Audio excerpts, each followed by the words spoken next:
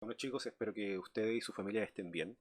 Este va a ser el primer video de dos videos que voy a hacer para cuarto medio. El primer video es respecto de la primera guía que mandé, que es respecto de lo que son dilatación térmica.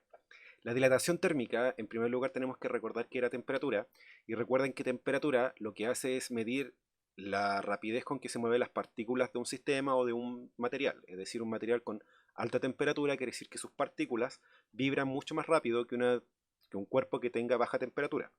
¿Qué es lo que ocurre con esto?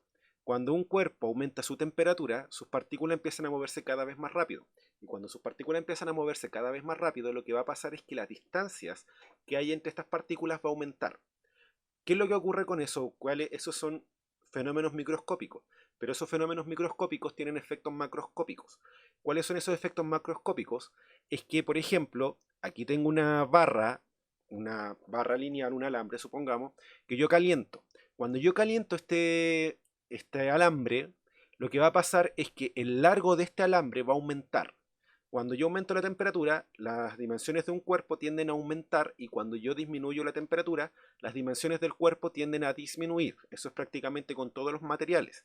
Bien, eh, como un dato curioso, por ejemplo, si ustedes se han fijado, las líneas del metro o también, por ejemplo, los pastelones de cementos que están en las calles no están perfectamente lisas o no están perfectamente de una sola línea, sino que cada tanto, por ejemplo, aquí tenemos el ejemplo de las líneas del tren, cada tanto tienen una separación. Esa pequeña separación es debido, por ejemplo, de que cuando nosotros tenemos cambios de temperatura, las vías del tren cambian sus dimensiones.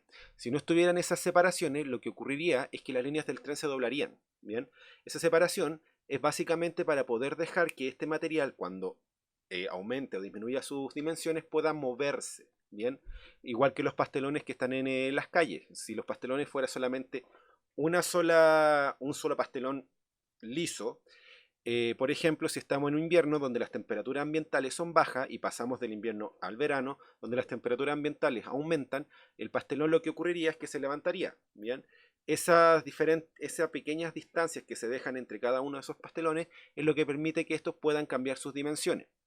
En Chile no es algo que sea tan notorio, pero por ejemplo en Estados Unidos, donde en invierno, sobre todo en los estados que están cerca del límite con Canadá, más al norte, donde en invierno fácilmente pueden tener, por ejemplo, 10 grados bajo cero, y que en verano pueden llegar a tener, por ejemplo, 30 grados de temperatura. Esos cambios de temperaturas tan bruscos son los que generan esos cambios, o generan estos cambios en las dimensiones que pueden generar ruptura en los materiales. Bien, ahora, para poder calcular esta diferencia, esta variación del largo, se ocupa esta ecuación.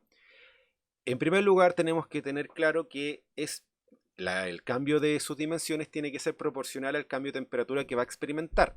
Es decir, esto es simplemente una multiplicación entre la variación de temperatura, recuerden que variación me refiero a temperatura final menos temperatura inicial, el largo inicial que tiene el material, y este alfa. Este alfa se llama el coeficiente de dilatación, que eso es una propiedad intrínseca de la materia.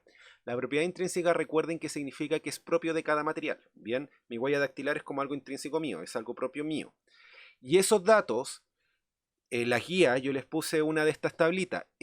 Cada material tiene su propio valor. Bien, entonces por ejemplo en un ejercicio yo les digo, no sé, un pedazo de aluminio que tiene un largo inicial de 2 metros se calienta desde tal temperatura a tal temperatura.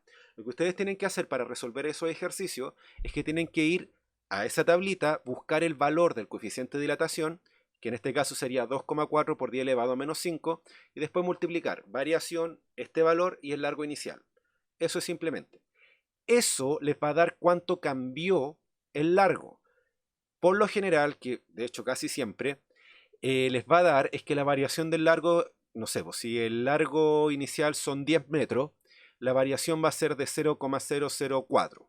Eso serían como por ejemplo unos 4 centímetros. Es decir, si inicialmente tenía un largo de 10 metros, finalmente va a tener un largo de 10,4.